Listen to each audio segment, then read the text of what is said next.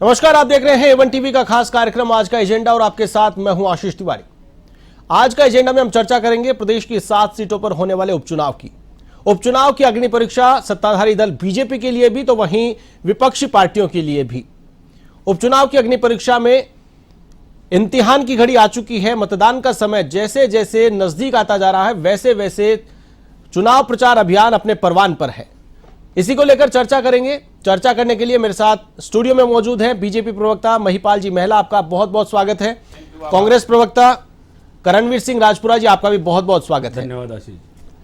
करणवीर जी, जिस प्रकार से उपचुनाव हो रहा है प्रदेश में और 6 सीटें विपक्षी दलों की दांव पर हैं, वो 6 सीटें जिन पर वर्चस्व था सत्ताधारी दल महज 1 सीट सलुम्बर सीट जो उनके खाते में थी, लेकिन अब जो समीकरण बन रहे हैं गठबंधन नहीं होना कह सकते हैं या फिर बागियों की जो मार है, सत्ताधारी दल ने काफ़ी कुछ हद तक मैनेज किया है। सत्ताधारी दल ने अपने बागियों को मना लिया है, चाहे वो संगठन की सफलता कहें या फिर सरकार में शामिल पार्टी की इसे सफलता कहें, कुछ भी कहें, लेकिन चुनाव में नो डाउट बेनिफिट बीजेपी को इस बात का जरूर मिलने वाला है। लेकिन विपक्ष कहीं न कहीं, स्पेशली बात करें कांग्रेस की, तो कांग्रेस अपने रूठों को मनाने में सफल नहीं हो पाई, जिसका खामियाजा उठाना पड़ रहा है। जो सीटें आपकी मानी जा रही थी, जो गढ़ आपका माना जा रहा था, उस गढ़ में कहीं न कहीं चुनौती बड़ी नजर आ रही है। बिल्कुल आशीष जी, बेनिफिट तो देखो तय करने का काम जनता का है। जब चुनाव के अंदर जाएंगे और परिणाम निकल के आएंगे तब तय किया जाएगा कि बेनिफिट किसको मिला है। रही बात बागियों को मनाने की, तो बागियों को टिकट जरूर दिया है भारतीय जनता पार्टी ने। रामगढ़ में आप देख लीजिए कि उनके बागी को टिकट दिया है, झुंझुनू में राजेंद्र भाभो को टिकट दिया है। तो और जो खींवसर के अंदर प्रत्याशी है वो भी आरएलपी के ही है, रेवंत राम डांगा, उनको जरूर टिकट दिया। तो भारतीय जनता पार्टी ने तो केवल चेहरों का रेवंत राम डांगा तो पिछली बार भी बीजेपी के है, तो आरएलपी की कार्यकर्ता ना, वो हनुमान बेनीवाल की पार्टी के ही व्यक्ति है वो तो उनके साथ ही रात दिन लड़ा करते थे। बीजेपी भी लड़ा था उन्होंने। तो कितना समय हुआ है आशीष जी, 11 महीने पुरानी बात है। तो वो भी 2 दिन पहले आए हुए व्यक्ति को ही उन्होंने टिकट देकर नवाजा है। तो जो सत्ता और संगठन की बात करने वाली भारतीय जनता पार्टी, जो अपने आप में बड़े बड़े दम्भ बढ़ती है, तो उनके पास संगठन में चुनाव लड़ाने के लिए व्यक्ति नहीं है, इससे ये स्पष्ट होता है। रही बात कांग्रेस की, तो कांग्रेस पार्टी में जरूर कुछ चैलेंजेस निकल के आए हैं। हमारे नरेश मीणा जो पहले हमारी पार्टी में हुआ करते थे, अब वो पार्टी के विपक्षी गतिविधियों में शामिल हुए। उनका आज निष्कासन भी कर दिया कांग्रेस पार्टी ने, और ये बताया है कि जो भी कांग्रेस पार्टी विरोधी गतिविधियां करेगा वो कार्यकर्ता मंजूर नहीं है कांग्रेस पार्टी में। और पार्टी के कार्यकर्ताओं को संदेश देने की कोशिश की है मजबूती से। राजस्थान की जनता की, प्रदेश की जनता की मांगों को पैरवी करने वाले कार्यकर्ता को ही तरजीह दी जाएगी। जी आशीष जी, खाली हुई सीट पर किसी को एडजस्ट करना, वहां पर बैलेंस बनाना ज़्यादा मुश्किल टास्क नहीं होता है। देवली उनियारा की बात करें तो वहां के विधायक सांसद बन चुके हैं और उनकी सीट खाली होने से उनकी जगह किसी को एडजस्ट करके संतुष्ट किया जा सकता था। तो क्या कहीं न कहीं ये मैनेजमेंट में चूक रही? आशीष जी, नरेश मीणा जी पहले भी छाबड़ा से चुनाव लड़ चुके हैं। अब वो पहले दौसा में टिकट मांग रहे थे, उसके बाद उन्होंने देवली उनियारा की तरफ रुख कर दिया। तो ये तो एक पार्टी का स्ट्रेटेजिकल मूव होता है, किसे टिकट देनी है किसे नहीं देनी। कार्यकर्ताओं में आम सहमति व राय बनाई जाती है, और कार्यकर्ताओं की और जो आमजन की आवाज़ है उसी पैरवी को ध्यान में रखते हुए कांग्रेस पार्टी ने टिकटों का चयन किया है। और जनता के मुद्दों की जो पैरवी मुखरता के साथ, निष्पक्षता के साथ कर सके, उस व्यक्ति को कांग्रेस पार्टी ने टिकट देकर नवाजा है। और आने वाले समय में यही जो जिन सीटों पर चुनाव हो रहे हैं वहां पर कांग्रेस पार्टी कार्यकर्ता प्रत्याशी क्लीन स्वीप के द्वारा जनता के मुद्दों को विधानसभा के पटल पर उठाने का काम करेंगे। अनुशासन की बात की जाए तो अनुशासन देखा जाता है कि टिकट एक को मिलेगा, लेकिन पूरी विधानसभा से अगर बात की जाए तो लगभग 150 लोग ऐसे होते हैं जिनके मन में कहीं न कहीं ये होता है कि वो भी प्रत्याशी हो सकता है। बायोडाटा जब लिए जाते हैं तो भारी भरकम भरमार देखी जाती है। ऐसी स्थिति में अनुशासित रहना काफ़ी जरूरी है किसी भी पार्टी के लिए। टिकट एक को देना है, बाकी को सबको आपको बैलेंस करना पड़ेगा, उनको कमांड करना पड़ेगा, उनको नेतृत्व करना पड़ेगा। तो ये नेतृत्व की बड़ी जिम्मेदारी होती है कि आप जिसे भी टिकट दे रहे हैं उसके साथ फिर बाकी सबको लगना होता है। अगर दूसरे किसी को टिकट नहीं मिला, वो आपके खिलाफ बगावत करके खड़ा हो जाता है, तो इस जो मेहनत है आपका जो गढ़ है, उस गढ़ में भी जो आपके विरोधी हैं उनको उनकी राह आसान हो जाती है। तो यहां ये सबसे बड़ी चूक इसे माना जा सकता है कि पार्टी को जिस चीज को मैनेज करना चाहिए था, जो बीजेपी ने बखूबी कर लिया है और इससे काफी कुछ राह को आसान बना लिया है। हालांकि जैसा आपने कहा कि जनता फैसला करेगी। महिपाल जी, 7 सीटों पर चुनाव होने जा रहे हैं और जिस प्रकार से बगावत हालांकि बीजेपी में भी थी, टिकट वितरण के बाद में सुर देखने को मिले थे, बगावती सुर भी थे, लेकिन कहीं न कहीं माना जा रहा है कि बीजेपी ने काफी अच्छे से इस चुनाव में मैनेजमेंट कर लिया है। हालांकि फैसला जनता के दरबार में होने वाला है।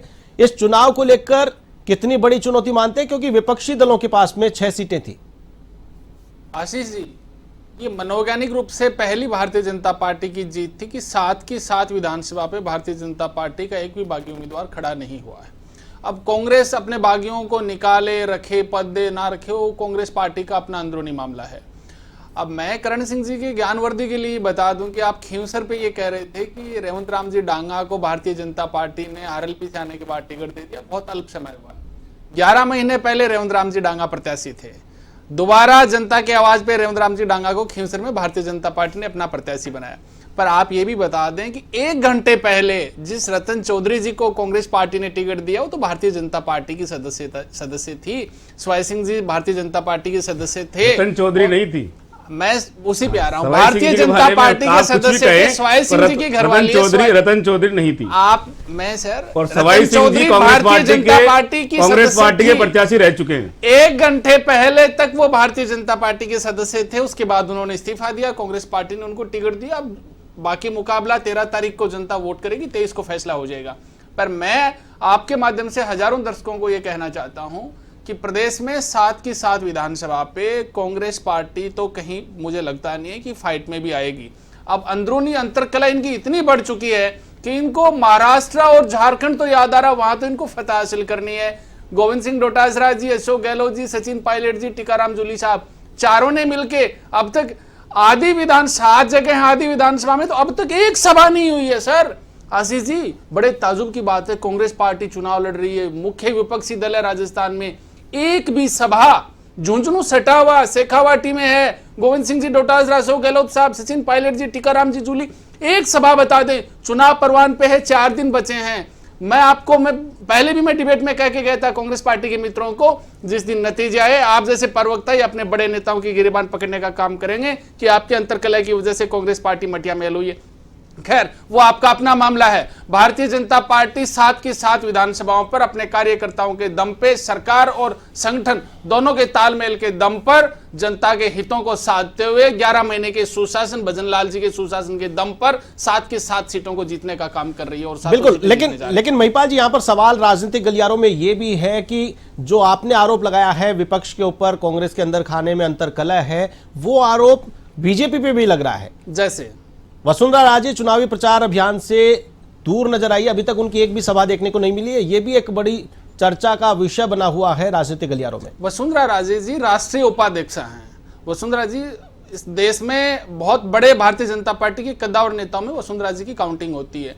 और राष्ट्र हित में भारतीय जनता पार्टी जहां जहां राष्ट्रीय लेवल पे वसुंधरा जी के काम ले सकती है, वसुंधरा जी राष्ट्र हित में और राष्ट्रीय उपाध्यक्ष होने के नाते पूरे देश में वो भारतीय जनता पार्टी के पक्ष में काम कर रही है। वो स्टेट की नेता नहीं, वो सर राष्ट्रीय उपाध्यक्ष हैं। आज हमारे लेकिन राजस्थान में बड़ा वर्चस्व है, पूर्व मुख्यमंत्री हैं, तो आप ये कह के बच नहीं सकते हैं कि राष्ट्रीय उपाध्यक्ष हैं तो उनका कोई राजस्थान में काम नहीं है। कैसे राजस्थान में बिल्कुल राजस्थान में चुनाव है तो राजस्थान में बिल्कुल काम है। राजस्थान में बिल्कुल 100% काम है। राजस्थान की 7 की 7 विधानसभाओं में भारतीय जनता पार्टी के कमल का फूल खिलाने में वसुंधरा जी का बड़ा अहम योगदान रहेगा और पूरी पार्टी यूनाइट होकर कमल का फूल खिलाने का काम कर रही है। तो क्या इस चुनाव प्रचार अभियान में अब चंद दिन बचे हैं, वसुंधरा राजे किसी सभा में नजर आएंगी?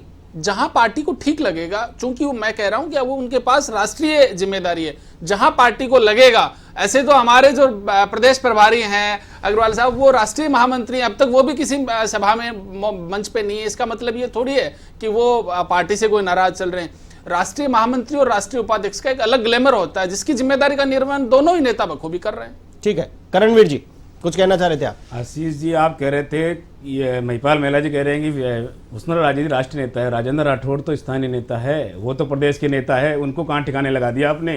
कहीं ठिकाने नहीं लगाया। झुंझुनू के अंदर चुनाव है, चूरू के वो रहने वाले हैं, उनका अच्छा खासा वर्चस्व है, तो आप लेके जाइए ना उन्हें, झुंझुनू में लेके जाइए, खींवसर के अंदर, खींवसर में उनकी सभा कराइए, बिल्कुल। और महिपाल जी, आता हूं आपके पास, एक बार इनकी बात कंप्लीट हो जाने सतीश दो। पूनिया कहाँ है? क्या करोड़ीलाल मीणा जी के दौसा के साथ वो मंच शेयर करेंगे? तो ये तो सब जिन आपके खुद के घर कांच के, तो आप दूसरों पे पत्थर ना मारें, ये पत्थर आपके स्वयं के लग सकते हैं। ठीक है, बात कंप्लीट हुई। महिपाल जी जवाब दीजिए। हमारे तो कांच के नहीं है, हमारा टफन ग्लास है, और छोटे छोटे पत्थरों से भारतीय जनता पार्टी पे कोई फर्क नहीं पड़ने वाला है। आपकी ज्ञानवर्द्धि के लिए मैं आपको बता दूं, सतीश पूनिया अब आप छोटा पत्थर मानते हैं राजेंद्र राठौड़ को, तो वो आप करणवीर जी सुन लीजिए। करणवीर जी सुनिए ना, ठीक है। सतीश पूनिया जी की आप बात कर रहे हैं, सतीश पूनिया जी का सारा सोशल मीडिया पे आप निकाल के देखिएगा। सतीश पूनिया जी के पास प्रवास के कार्यक्रम खींवसर विधानसभा के भी हैं, झुंझुनू में भी वो प्रवास करके दौसा की बात कर रहा हूं मैं तो आपसे। देखिए, चुनावी मैदान में तो है करणवीर जी, ये तो मानना पड़ेगा। चुनावी मैदान में पार्टी को जहां उचित लगता है, सचिन पायलट को क्या सभी सीटों पे लेके गए क्या? सचिन पायलट को सभी सीटों पे लेके गए क्या? गोविंद सिंह डोटासरा, सचिन पायलट ने क्या 7 सीटों पे प्रचार किया क्या?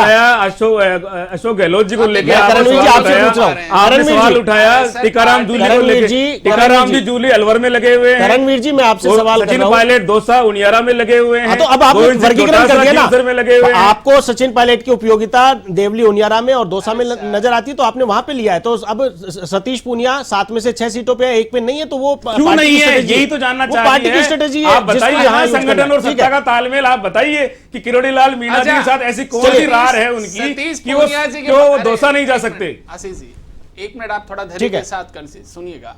मैं कह रहा हूं सतीश जी पूनिया जी अभी प्रवास कार्यक्रम उनके जो पार्टी नेतृत्व ने दिए हुए हैं, चाहे खींवसर के हो, चाहे आपके देवली उनियारा के हो, चाहे झुंझुनू के हो, बखूबी आप देखिएगा सब जगह जा रहे हैं। राजेंद्र जी राठौड़ जी के बारे में आपने व्यक्तिगत नाम लेके कहा, झुंझुनू के प्रवास के कार्यक्रम राजेंद्र जी राठौड़ के हैं। खींवसर जाएंगे क्या?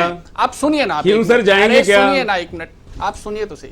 और आप जो डिग हाँक रहे हो कि खींवसर गोविंद डोटासरा जी गए, एक बार गोविंद डोटासरा जी की एक फोटो नॉमिनेशन फॉर्म भरवाने से लेके अब तक एक फोटो खींवसर की आप मुझे दिखा दीजिएगा। आप कहेंगे वैसा महिपाल महला इस चैनल पे कह रहा है, ये आपकी बात मानने को तैयार है। एक फोटो आप कह रहे हैं खींवसर गए गोविंद डोटासरा, एक गोविंद सिंह डोटासरा की आप खींवसर में टिल फॉर डेट 7 नवंबर को हम डिबेट कर रहे हैं प्रतिष्ठित चैनल पे। आशीष जी आपके चैनल पे A1 टीवी पे डिबेट कर रहा हूं, जो कहेंगे महिपाल महला करेगा। गोविंद सिंह डोटासरा की फोटो से मतलब है, सर झूठ की ये मतलब नहीं है कि राजेंद्र राठौड़ जवाब ये मतलब आप है। पहले सीधा जवाब दौड़ जाते हो, फिर बैक में रिवर्स नहीं है। अगर आप सवाल कर रहे हैं, अगर आप जवाब मांग रहे हैं, तो आपको भी जवाब देना पड़ेगा। फिर सर आपने कहा कि आप खींवसर गए, एक फोटो आप डेट वाइज बता दें। मैंने बताया ना, करण जी मैं आपसे विनम्र निवेदन कर रहा हूं, आपने सतीश जी पूनिया और राजेंद्र जी राठौड़ का व्यक्तिगत नाम लिया। मैंने कहा है कि झुंझुनू प्रवास पे इतनी तारीख को गए, खींवसर प्रवास पे इतनी तारीख को गए। लेकिन गोविंद सिंह डोटासरा तो पीसीसी चीफ है ना, मुझे वो तो पीसीसी चीफ है। आपसे पूछ रहा हूं सर,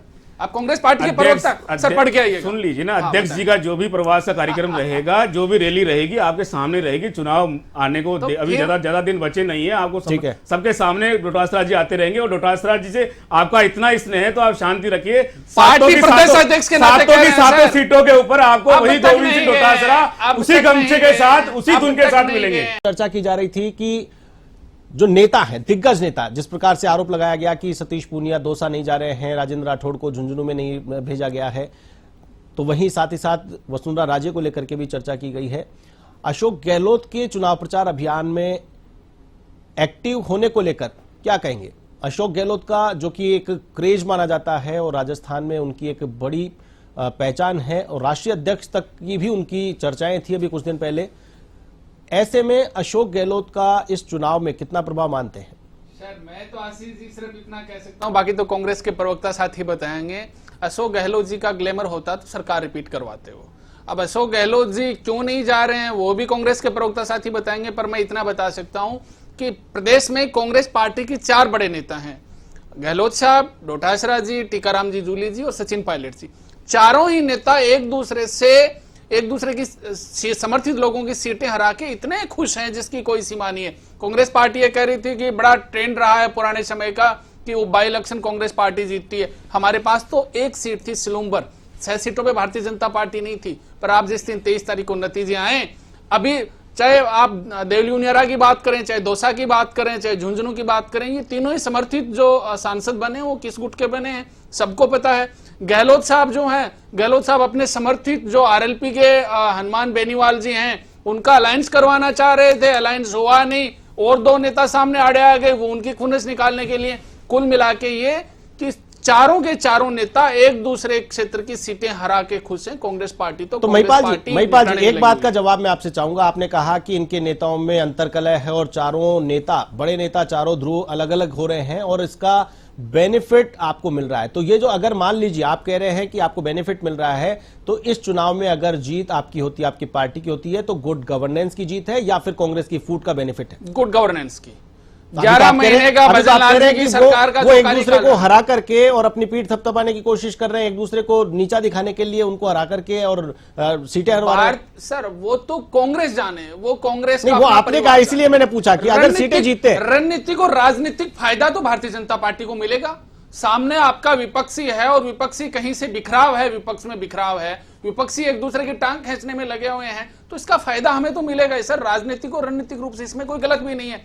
पर उस फायदे के साथ साथ सातों की सातों विधानसभाओं में 11 महीने का जो हमारे भजनलाल जी की सरकार का, भारतीय जनता पार्टी का जो सुशासन रहा है, सरकार और संगठन का जो तालमेल है, हमारे कर्तव्यनिष्ठ कार्यकर्ताओं की जो मेहनत है, लगातार डेडिकेशन के साथ 20-20 घंटे कार्यकर्ता गांव गली मोहल्लों में टोलियां बनाकर भारतीय जनता पार्टी के पक्ष में मतदान करवाने की जो अपील कर रहे हैं, उसी का परिणाम रहेगा कि जहां एक सीट भारतीय जनता पार्टी के पास 2023 में थी, वहां 7 की 7 सीटें बाई इलेक्शन में भारतीय जनता पार्टी कमल का फूल खिलाने का काम करेगी। करणवीर जी, जिस प्रकार से बीजेपी के प्रवक्ता जितने आत्मविश्वास के साथ कह रहे हैं और आपके नेताओं के अंतरकलह की जो बेनिफिट की बात है वो भी बीजेपी क्लेम कर रही है, क्या कहेंगे? महिपाल जी, कैसा संगठन और सत्ता का तालमेल है ये राजस्थानी जनता जानती है। जानती है तभी हमें वोट देगी। सुरेश धाकड़ जी दिवाली के ऊपर 10 बार आप सत्ता के सरकार के सामने आके कह चुके हैं कि मेरी सुनवाई नहीं हो रही है, मैं विधायक हूं तो मैं आम जनता की सुनवाई कैसे कराऊं। और ये पहली बार नहीं है, विधायक बनने के बाद दूसरी या तीसरी बार उनका बयान आया है। आपके किरोड़ी लाल मीणा जी की भवानी 4 महीने तक सोती रही, जब वो इस्तीफा लेकर अपनी जेब में घूमते रहे, अपने भाई को टिकट दिलाकर उन्होंने उस भवानी को जगाया है।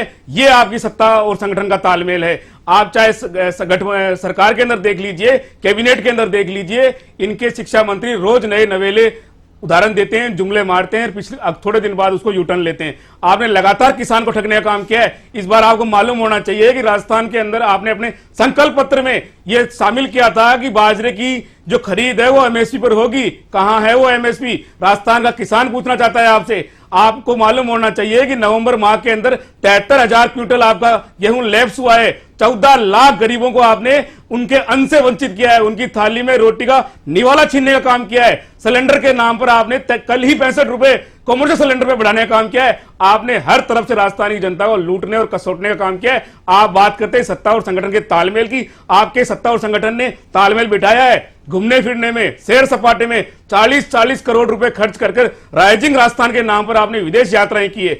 करोड़ों रुपए खर्च कर आपने हेलीकॉप्टर का धुआं उड़ाया है और वो धुआं राजस्थान की जनता का निकालने का काम किया है आपने। और ये सारे काम आने वाले समय में कांग्रेस पार्टी का पूरा परिवार हाथ के निशान के नीचे, एक झंडे के नीचे एकत्रित है। चाहे टीकाराम जूली हो, चाहे गोविंद सिंह डोटासरा हो, चाहे अशोक गहलोत हो, चाहे सचिन पायलट हो, चारों के चारों नेता, इनके सहित पूरा कांग्रेस का आम कार्यकर्ता पंजे के निशान के साथ में राजस्थान की जनता आम आवाज की आम जनता की आवाज जवाब ले लेते हैं, उठाने के लिए तैयार है। चलिए जवाब ले लेते हैं। हमारा घोषणा पत्र था 100% आपने कहा था बाजरे और जवार की खरीद एमएसपी पर होगी। आप ये बताइए कि क्या बाजरे की खरीद एमएसपी पर होगी? ये आप बताइए ना, सरकार आप में है। मैं तो आपसे पूछना चाह रहा हूँ, होगी या नहीं होगी ये बताइए। आपको एक भी बाजरे की बोरी एमएसपी पे नहीं बिकी क्या? आप मुझे नहीं बिकी, इसीलिए तो मैं कह रहा हूं आपसे, किसान बाजरे की फसल को, अरे भाई साहब, आप किसान बाजरे की फसल को लेके खड़ा है और वो इंतजार कर रहा है कि सरकार से उन मंडियों के अंदर की उसकी खरीद एमएसपी पर हो। आप सुनिए ना, 2400 रुपए क्विंटल में बाजरे की खरीद सरकार एमएसपी पे कर रही है। अभी भी 300 रुपए 250 रुपए बढ़ाए हैं। आपके पास ये गलत आंकड़े हैं, आप अभी अपडेट होके आइएगा। एक भी किसान मुझे ये कह सकता है कि आप किसी की फुटेज लाके दे सकते हैं क्या कि बाजरे की खरीद नहीं हो रही है? जनता के बीच जाइए, अच्छी डायलॉग डिलीवरी से कुछ नहीं होने वाला है। नहीं, जब आप जनता के बीच जाएंगे, जनता के बीच ही जा रहे हैं। आपके पास सोशल मीडिया का जमाना है।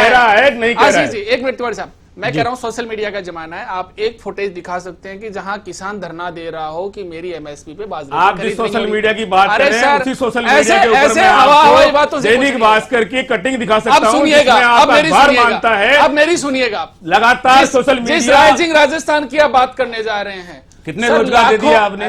सुनिए ना, कितने लोगों को रोजगार दिया आपने, ये बताइए ना। आप चुनाव के अंदर जा रहे हैं, आप जनता आपसे पूछेगी शक्ति पैदा कि 10 से 11 महीने के अंदर आपने कितने लोगों को रोजगार दिया। करणवीर जी जवाब ले लीजिए। एक मिनट, मैं ये कह रहा हूं कि लाखों करोड़ रुपए के इन्वेस्टर्स, चाहे देश के हो चाहे दुनिया के विभिन्न देशों के हो, जिस दिन राइजिंग राजस्थान का यहाँ प्रोग्राम होगा और देश और दुनिया के जो इन्वेस्टर्स राजस्थान में आएंगे और कई लाखों करोड़ रुपए की जो इन्वेस्ट राजस्थान में होगा, उससे ये राजस्थान ही अग्रणी राजस्थान बनेगा। हम तो चाहते हैं कि एक अच्छे विपक्ष के नाते कांग्रेस पार्टी भी उसका साथ जुड़े।